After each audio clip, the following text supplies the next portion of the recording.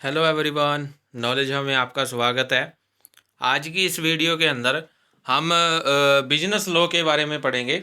Business law जिसमें business से related सारे रूल्स रेगुलेशन के बारे में बताया गया है, जो कि मैंने बताया था कि बीकॉम का एक सब्जेक्ट है जो बीकॉम सेकेंड ईयर में आता है।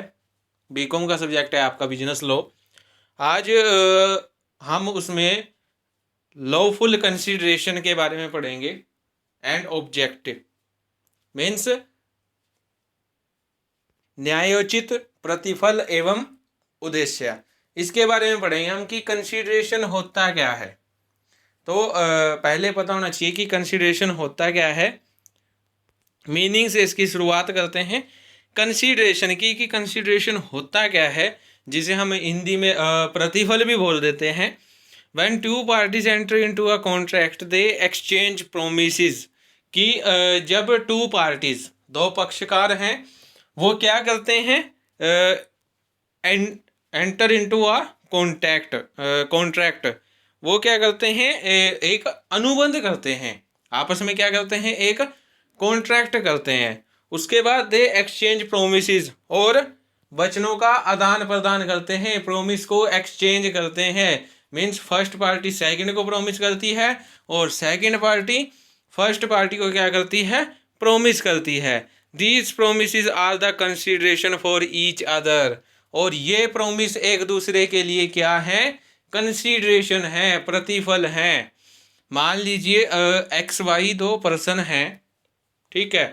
एक्स ने क्या बोला वाई को कि आप मेरी बाइक खरीद लो, और वाई क्या करता है, उसकी बाइक खरीदने का उसे क्या कर देता है, प्रॉमिस कर देता है। तो यहाँ पे जो प्रॉमिस हुआ है वो दोनों के बीच में हुआ है। मीन्स एक्स ने प्रॉमिस किया है कि वो अपनी बाइक दे देगा, और वाई ने क्या प्रॉमिस किया है कि वो उसके बदले क्या देगा, पैसे देगा। मीन्स मान लीजिए 25,000 की बाइक सेल हुई है, तो यहाँ पे जो एक्स के लिए कंसिडरेशन है वो 25,000 है, और वाई के लिए जो कंसिडरेशन है वो क्या है, बाइक है। तो यहाँ पे जो उनके बीच में जो भी प्रोमिस हुआ था, वो जो प्रोमिस है वो क्या है, आपका कंसिडरेशन कहलाता है। उसके बाद क्या कहता है, thus the consideration for each party to the contract is the promise which he receives from the other party in exchange for his promise. तो क्या कहता है कि जो कॉन्ट्रैक्ट का एवरी कॉन्ट्रैक्ट की ईच पार्टी है, ईच एंड एवरी पार्टी है, उसके लिए कंसीडरेशन है वो वह प्रॉमिस है जो उसने क्या किया है, उसे दूसरी पार्टी से अपने प्रॉमिस के बदले में क्या किया है, रिसीव किया है। तो यहाँ पे जो कंसीडरेशन का मीनिंग निकलता है, मीन्स जब दो पार्टी एक दूसरे को क्या करती हैं, प्रॉमिस करती हैं, किसके प्रॉमिस का क्या करती हैं, एक्सचेंज करती हैं, वहाँ पे जो प्रॉमिस होता है वो आपका क्या कहलाता है, कंसीडरेशन कहलाता है। उसके बाद इसकी एक डेफिनेशन दी गई है, according to Indian Contract Act section 2D।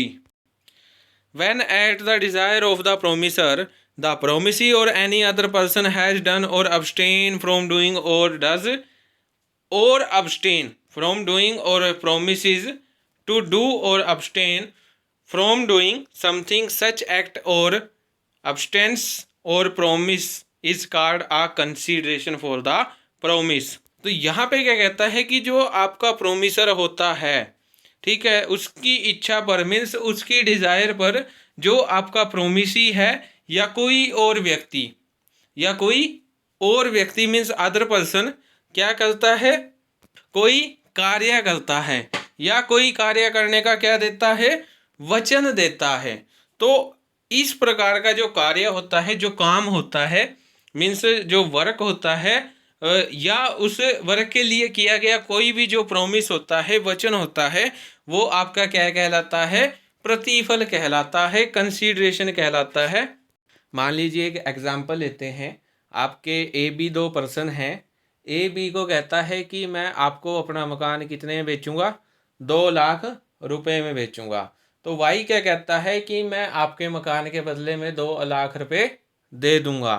तो यहाँ पे जो एक्स है, एक्स मकान बेचने के लिए जो वचन करता है और जो मीन्स प्रोमिस करता है, और जो वाई है वो 2 लाख रुपीस देने के लिए जो प्रोमिस करता है, वो क्या है? आपका प्रतिफल है। वो क्या है? कंसीडरेशन है। तो ये आपकी डेफिनेशन थी कंसीडरेशन की। अब उसके बाद कुछ एसेंशियल एलिमेंट्स आते हैं किसके? कंसीडरेशन के। तो यहाँ पे फर्स्ट पॉइंट आता है consideration must be move at the desire of the promisor. तो यहाँ पे आपका जो पॉइंट है वो ये कहता है कि कंसीडरेशन कब माना जाता है? जब वो जो आपका प्रोमिसर है उसकी डिज़ायर पर दिया जाता है, उसकी इच्छा पर दिया जाता है।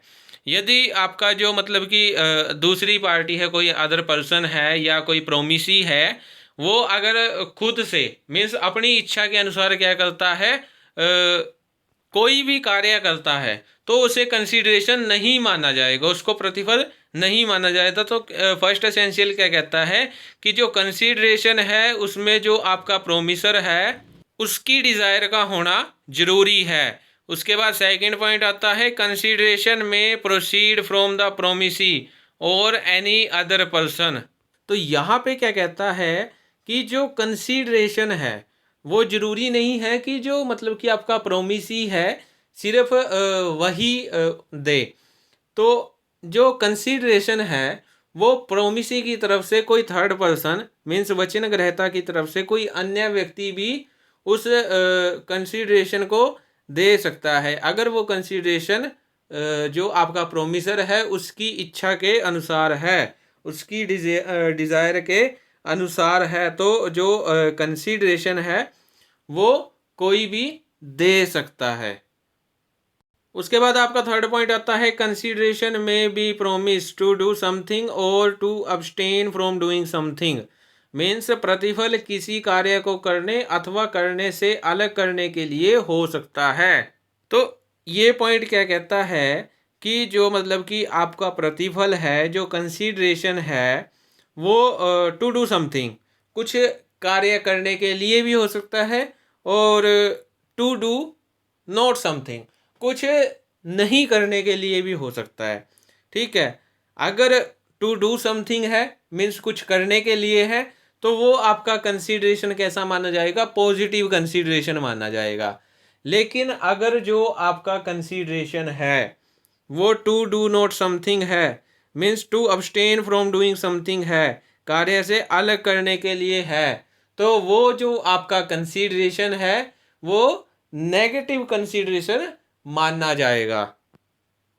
उसके बाद फोर्थ पॉइंट क्या कहता है? कंसीडरेशन में भी पास्ट प्रेजेंट एंड फ्यूचर। प्रतिफल भूत वर्तमान अथवा भावी हो सकता है। अब हम यहाँ पे क्या करेंगे? हम यहाँ पे इस पॉइंट को 3 तरीके से करेंगे, क्योंकि आपकी यहाँ पे 3 कंडीशंस दी गई हैं, पास्ट प्रेजेंट एंड फ्यूचर। मान लीजिए आपका कॉन्ट्रैक्ट है, उसमें आपके 2 पर्सन हैं, एक प्रोमिसर है और एक प्रोमिसी है। मीन्स जो प्रोमिसी है वो क्या करता है कि कॉन्ट्रैक्ट करने से पहले ही कोई काम कर देता है। मीन्स कुछ उसने हानि उठाई है, तो ऐसा काम, ऐसी हानि जो कॉन्ट्रैक्ट करने से पहले ही की गई है, ऐसा कोई वचन जो कॉन्ट्रैक्ट करने से पहले ही किया गया है, वो आपका आएगा पास्ट कंसीडरेशन में। उसके बाद सेकंड पॉइंट आता है प्रेजेंट। अगर कोई ऐसा कंसीडरेशन मीन्स ऐसा काम जो कि अनुबंध के समय किया गया है, मीन्स जिस टाइम कॉन्ट्रैक्ट हो रहा था उसी टाइम ही कोई ऐसा प्रोमिस किया गया है, तो उस टाइम किया गया प्रोमिस आपका प्रेजेंट कंसीडरेशन कहलाता है। मीन उसके बाद आपका थर्ड पॉइंट आता है फ्यूचर कंसीडरेशन। मीन्स कोई भी ऐसा काम जो कि कॉन्ट्रैक्ट करने के बाद किया गया है, मीन्स कॉन्ट्रैक्ट कर लिया है लेकिन उस काम को करने का जो प्रोमिस है वो फ्यूचर में किया गया है कि आगे कभी कर लेंगे। ठीक है, तो ऐसा जो काम है, ऐसा जो प्रोमिस है, वो आपका क्या कहलाता है? फ्यूचर कंसीडरेशन कहलाता है। उसके बाद सिक्स्थ पॉइंट क्या कहता है? Consideration must be legal, real और सर्टेन। तो ये क्या कहता है कि जो प्रतिफल है, जो कंसीडरेशन है, वो कैसा होना चाहिए? वैधानिक होना चाहिए, लीगल होना चाहिए, रियल होना चाहिए, सर्टेन होना चाहिए, वो इललीगल नहीं होना चाहिए, वो वैध होना चाहिए, मीन्स वैलिड होना चाहिए।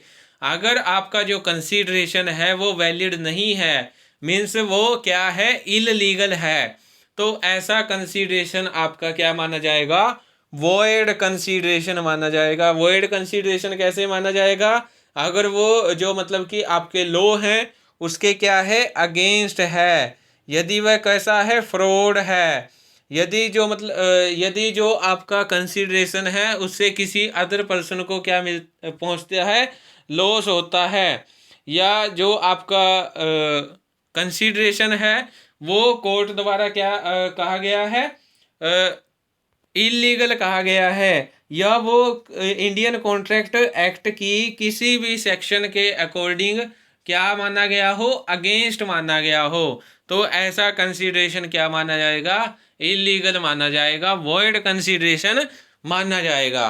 तो जो आपका कंसीडरेशन है वो कैसा होना चाहिए, लीगल कंसीडरेशन होना चाहिए। तो ये आपके कुछ एसेंशियल एलिमेंट्स थे कंसीडरेशन के, कि एक प्रतिफल के आवश्यक तत्व कौन कौन से होते हैं। अब उसके बाद आपका पॉइंट आता है agreement without consideration void exceptions. तो ये पॉइंट क्या कहता है कि अगर जो आपका एग्रीमेंट है उसके अंदर किसी भी प्रकार का कंसीडरेशन नहीं है, मीन्स कोई प्रतिफल उसमें नहीं दिया जाना है, तो ऐसा जो आपका एग्रीमेंट होगा वो एग्रीमेंट क्या माना जाएगा, वॉइड एग्रीमेंट माना जाएगा, व्यर्थ ठहराव माना जाएगा। अगर कोई भी ऐसा कॉन्ट्रैक्ट है जिसमें किसी प्रकार का कोई प्रोमिस ही नहीं किया गया है, कोई कंसीडरेशन ही नहीं है, तो वो कॉन्ट्रैक्ट क्या माना जाएगा, वॉइड कॉन्ट्रैक्ट माना जाएगा। इसकी कुछ एक्सेप्शंस दी गई हैं, इसके कुछ अपवाद दिए गए हैं कि जो आपका कंसीडरेशन है अगर वो एक कॉन्ट्रैक्ट में ना हो तो कुछ कंडीशंस यहाँ पे मेंशन की गई हैं अकॉर्डिंग टू सेक्शन 25। अगर इन कंडीशंस को देखा जाए तो इनमें जो मतलब कि आपका कॉन्ट्रैक्ट है वो बिना कंसीडरेशन के भी क्या माना जाता है, लीगल माना जाता है, वैलिड माना जाता है। फर्स्ट पॉइंट आता है contract made out of the natural love and affection, स्वाभाविक प्रेम एवं स्नेह के कारण अनुबंध। यहाँ पे क्या कहता है कि अगर जो आपका कॉन्ट्रैक्ट है, जो अनुबंध है, वो स्वाभाविक प्रेम या स्नेह के लिए किया गया है, मीन्स कोई निकट संबंधी है, क्लोज फ्रेंड्स लगा लीजिए, कुछ भी लगा लीजिए, क्लोज फैमिली मेंबर हैं, अगर उनके बीच में कोई स्वाभाविक प्रेम या स्नेह मीन्स नेचुरल लव अथवा अफेक्शन के अनुसार किया गया है, तो ऐसा जो कॉन्ट्रैक्ट है वो क्या माना जाएगा, वैलिड कॉन्ट्रैक्ट माना जाएगा। लेकिन ये जो कॉन्ट्रैक्ट है, ये जो एग्रीमेंट है, ये रिटन में होना चाहिए और इसका रजिस्ट्रेशन भी ज़रूर होना चाहिए, और जो आपकी पार्टीज़ हैं उनके बीच में क्या होना चाहिए, क्लोज रिलेशन होना चाहिए। अगर ऐसा नहीं है तो जो आपका कॉन्ट्रैक्ट है वो बिना कंसीडरेशन के क्या माना जाएगा, वॉइड माना जाएगा। उसके बाद सेकंड पॉइंट क्या कहता है, promises made to compensate for voluntary services, स्वेच्छा से किए गए कार्यों की क्षतिपूर्ति के लिए दिए गए वचन। तो जो आपका सेकंड पॉइंट है वो क्या कहता है कि मीन्स कोई ऐसा पर्सन जिसने क्या किया है, जो आपका प्रोमिसर है, वचनदाता है, उसके लिए स्वेच्छा से मीन्स वॉलेंट्री कोई ऐसा काम किया है जो वचनदाता के लिए, जो प्रोमिसर के लिए क्या है, सही साबित हुआ है।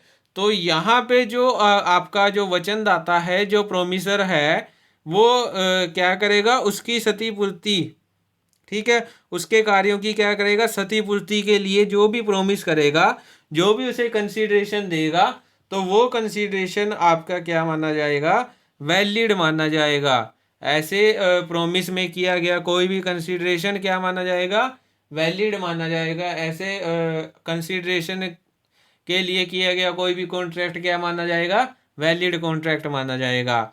उसके बाद थर्ड पॉइंट आता है प्रोमिस टू पे आ टाइम बैड डेप्ट, अवधि वर्जित ऋण के भुगतान के लिए वचन।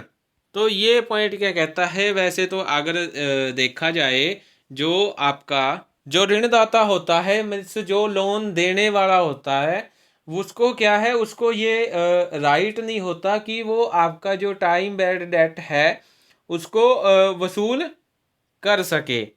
लेकिन अकॉर्डिंग टू सेक्शन 25 क्या कहता है, उसकी सब सेक्शन 3 के अकॉर्डिंग अगर कोई ऋणी मीन्स जिसने ऋण लिया है या उसका कोई एजेंट उसकी ओर से क्या करे, टाइम बैरिड डेट है उसका या तो पार्शली या कंप्लीट क्या करे, उसकी पेमेंट करे, तो ऐसे में जो आपका ऋणदाता है वो उसके साथ रिटर्न या उसके द्वारा सिग्नेचर किया हुआ कोई भी कॉन्ट्रैक्ट कर सकता है। और जो ये कॉन्ट्रैक्ट है वो क्या माना जाएगा, वैलिड कॉन्ट्रैक्ट माना जाएगा। लेकिन इसके लिए कुछ कंडीशंस दी गई हैं कि जो प्रॉमिस किया गया है वो रिटर्न में होना चाहिए, और उस पर जो आपका ऋणी है जिसने ऋण लिया है या उसके द्वारा कोई एजेंट तैयार किया गया है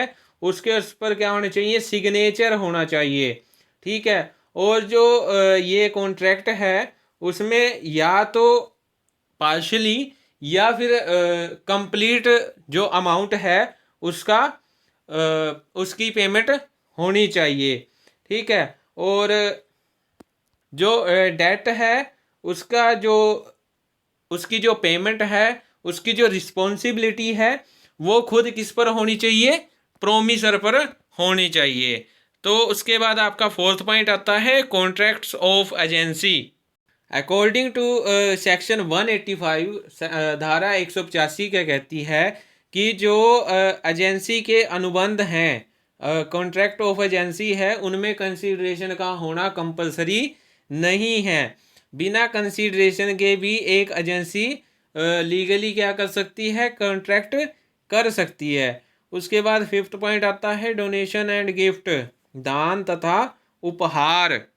तो ये पॉइंट क्या कहता है कि जो दान होता है और जो उपहार होता है, अगर हम वो किसी को देते हैं तो उससे कोई भी जो लीगल रिस्पॉन्सिबिलिटी है वो उत्पन्न नहीं होती, वो पैदा नहीं होती, कोई भी रिस्पॉन्सिबिलिटी नहीं बनती है। जो डोनेशन होता है, जो गिफ्ट होता है, उसका कंसीडरेशन से कोई लेना देना नहीं होता। अगर कंसीडरेशन ना भी हो तब भी हम किसी को गिफ्ट दे सकते हैं, डोनेशन दे सकते हैं। और जो मतलब कि आपका कंसीडरेशन है उसका होना या ना होना वो कॉन्ट्रैक्ट की वैलिडिटी को क्या नहीं करता, सर्टिफाइड नहीं करता, प्रमाणित नहीं करता।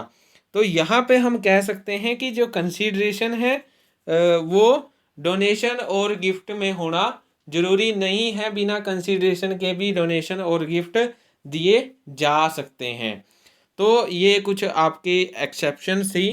और उसके बाद आपका आता है stranger to a contract and stranger to a consideration. First point पहले हम कर लेते हैं, स्ट्रेंजर टू द कॉन्ट्रैक्ट। ये पॉइंट क्या कहता है, अनुबंध के लिए अजनबी। तो इस पॉइंट में हम क्या लिखेंगे कि कोई भी ऐसा पर्सन जिसको कॉन्ट्रैक्ट के बारे में कुछ नहीं पता, उसका कॉन्ट्रैक्ट के साथ किसी प्रकार का कोई भी लेना देना नहीं है, उसको कॉन्ट्रैक्ट के बारे में पता ही नहीं है कि कौन कॉन्ट्रैक्ट कर रहे हैं, किस बेस पे कर रहे हैं, सब्जेक्ट मैटर क्या है, उसको कुछ नहीं पता, तो ऐसा जो पर्सन है वो क्या माना जाएगा, कॉन्ट्रैक्ट के लिए अजनबी माना जाएगा, स्ट्रेंजर माना जाएगा कॉन्ट्रैक्ट के लिए। और वो किसी भी प्रकार का वाद प्रस्तुत नहीं कर सकता, किसी भी प्रकार की वो मतलब कि केस फाइल नहीं कर सकता उस कॉन्ट्रैक्ट से रिलेटेड, क्योंकि उसको पता ही नहीं है कुछ। मीन्स मान लीजिए ए बी दो पर्सन है, ए और बी दोनों आपस में क्या करते हैं, कॉन्ट्रैक्ट कर लेते हैं, एक दूसरे से प्रोमिस कर लेते हैं। ठीक है। तो यहाँ पे जो ए है वो बी को क्या कहता है कि आप मेरे से क्या करो, आप मेरे से ये प्रॉपर्टी परचेज कर लो। प्रॉपर्टी कितने की है, मान लीजिए 1 लाख की प्रॉपर्टी है, और बी क्या कहता है कि मैं आपसे प्रॉपर्टी परचेज कर लूँगा, लेकिन मेरी जो पेमेंट है वो कौन करेगा, सी करेगा। लेकिन अब यहाँ पे प्रश्न ये उठता है, क्वेश्चन ये उठता है कि जो सी है उसका कॉन्ट्रैक्ट से कोई लेना देना नहीं है, तो वो क्या है, कॉन्ट्रैक्ट के लिए स्ट्रेंजर है। अगर ए है उसको पैसे ना मिले तो वो सी के खिलाफ किसी भी प्रकार का कोई केस नहीं कर सकता। अगर मान लीजिए कुछ सी करे, उस कॉन्ट्रैक्ट से रिलेटेड अगर सी कोई केस फाइल करे तो सी भी ऐसा नहीं कर सकता, क्योंकि सी उस कॉन्ट्रैक्ट से क्या है, स्ट्रेंजर है। उस कॉन्ट्रैक्ट के लिए सी क्या है, अजनबी माना जाता है।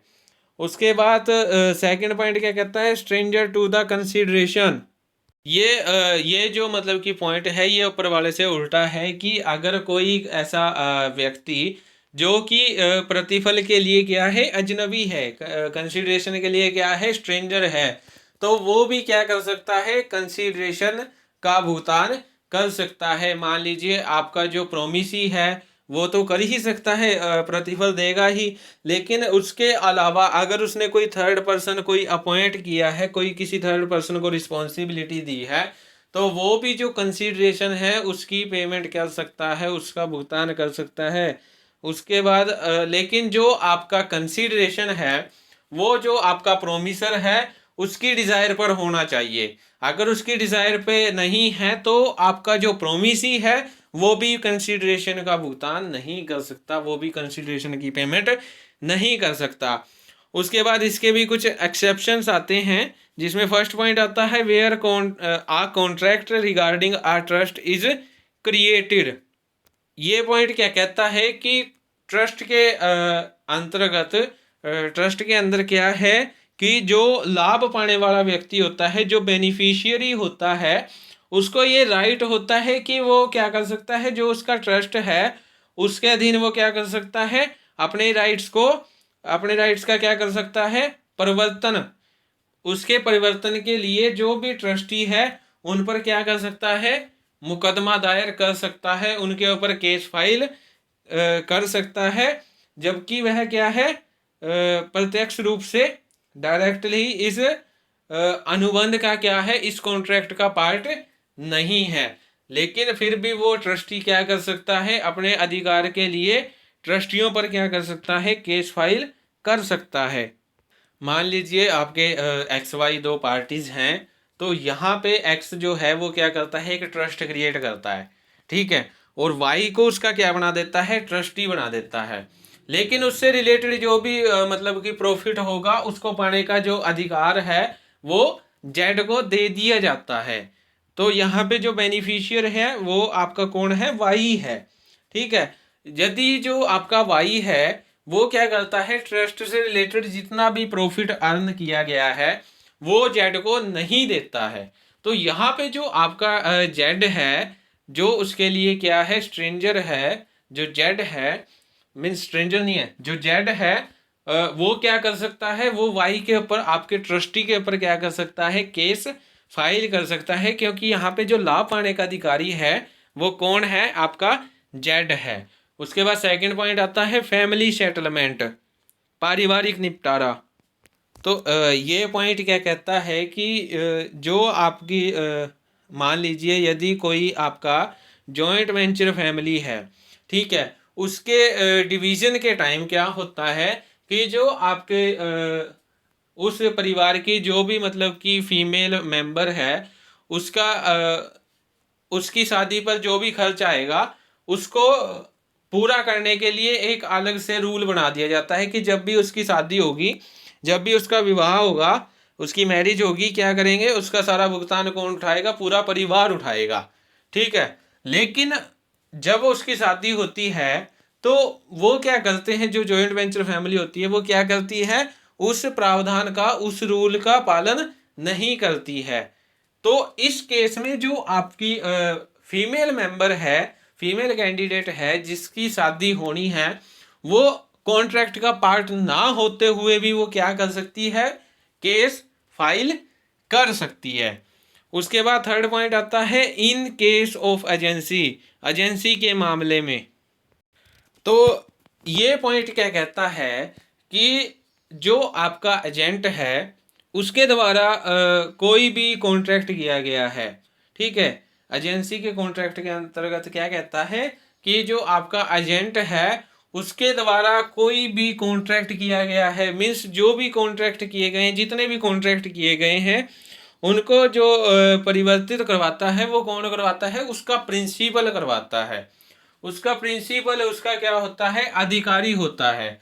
हालांकि जो प्रिंसिपल होता है उसका जो आपका जो मतलब कि एजेंट कॉन्ट्रैक्ट करता है उसके साथ उसका डायरेक्ट रिलेशन नहीं होता है, लेकिन फिर भी वो चाहे तो उस कॉन्ट्रैक्ट से रिलेटेड केस फाइल कर सकता है, क्योंकि जो एजेंट है वो प्रिंसिपल के अंडर ही काम करता है। इट मीन्स अगर एजेंट का कोई राइट है तो वो ऑटोमेटिकली ही प्रिंसिपल का भी राइट है। उसके बाद फोर्थ पॉइंट क्या कहता है, charge on specific immovable property, विशिष्ट अचल संपत्ति पर प्रभार। अब ये पॉइंट क्या कहता है कि अगर कोई जो इमूवेबल प्रॉपर्टी है, स्पेसिफिक इमूवेबल प्रॉपर्टी है, अगर उस पर किसी प्रकार का चार्ज लगाया गया है, किसी भी प्रकार का उसके ऊपर चार्ज लगाया जाया है, तो इस केस में जो भी मतलब कि स्ट्रेंजर होता है, अजनबी व्यक्ति होता है, वो क्या कर सकता है, उस कॉन्ट्रैक्ट को क्या कर सकता है, एप्लीकेबल करवा सकता है, उस कॉन्ट्रैक्ट को क्या कर सकता है, लागू करवा सकता है, उसका इम्प्लीमेंटेशन करवा सकता है, अगर कोई स्पेसिफिक इमूवेबल प्रॉपर्टी पर चार्ज का प्रावधान बनाया गया है। उसके बाद फिफ्थ पॉइंट क्या कहता है, असाइनी संपत्ति भागी। तो ये पॉइंट क्या कहता है कि यदि जो मतलब कि कॉन्ट्रैक्ट के जो पार्टीज हैं वो क्या करती हैं, या तो अपनी इच्छा से या फिर लीगली क्या करती हैं, किसी तीसरे पक्षकार को, किसी थर्ड पार्टी को क्या करती है, अपने सारे अधिकार असाइन कर देती हैं, उसको ही सारे अधिकार सौंप देती हैं, राइट उसी को सौंप देते हैं। तो जिसको भी राइट सौंपे जाते हैं, जिसको भी राइट जो है असाइन किए गए हैं, वो जो आपकी थर्ड पार्टी है वो क्या कर सकती है, कॉन्ट्रैक्ट को लागू करवा सकती है, वो कॉन्ट्रैक्ट को इम्प्लीमेंट करवा सकती है। तो ये आपके कुछ एक्सेप्शन थे जो एक stranger to a contract and stranger to consideration के से रिलेटेड थे। तो आज की जो वीडियो है इसके अंदर हमने कंसीडरेशन के बारे में पढ़ा। इसके अंदर हमने कंसीडरेशन का मीनिंग किया कि कंसीडरेशन होता क्या है, उसकी इंडियन कॉन्ट्रैक्ट एक्ट के अकॉर्डिंग हमने डेफिनेशन की, और उसके बाद हमने असेंशियल एलिमेंट्स हमने आपके किए कि एक जो कंसीडरेशन है उसके लिए जो आवश्यक तत्व हैं वो कौन कौन से होते हैं। उसके बाद हमने एग्रीमेंट विदाउट कंसीडरेशन किया कि अगर जो एग्रीमेंट है वो बिना किसी कंसीडरेशन के है तो वो क्या माना जाएगा, व्यर्थ माना जाएगा। लेकिन उसी केस के अंदर हमने उसी जो वो रूल बनाया गया है उसी रूल के हमने कुछ एक्सेप्शंस पढ़े, कुछ अपवाद पढ़े कि कुछ ऐसी कंडीशंस हैं जिनमें जो आपका एग्रीमेंट है वो बिना कंसीडरेशन के भी क्या माना जाएगा, वैलिड माना जाएगा। और उसके बाद हमने किया स्ट्रेंजर टू ए कॉन्ट्रैक्ट कि एक कॉन्ट्रैक्ट के लिए अजनबी व्यक्ति के राइट हो सकते हैं, और कंसीडरेशन से रिलेटेड कंसीडरेशन के लिए अगर कोई भी व्यक्ति क्या है, स्ट्रेंजर है, अजनबी है, तो उसके क्या क्या हो वो राइट हो सकते हैं। उसके बाद जो ये रूल है उससे रिलेटेड भी हमने क्या पढ़ा, एक्सेप्शंस पढ़े, इनके कुछ अपवाद पढ़े। तो यहाँ पे जो मतलब कि आपका कंसीडरेशन का जो चैप्टर है वो हाफ पार्ट यहाँ पे क्या होता है, कंप्लीट होता है। इसके बाद हम नेक्स्ट वीडियो में इस चैप्टर को कंप्लीट करेंगे। सो आज की वीडियो में इतना ही। Thank you. For more videos please like share and subscribe my YouTube channel.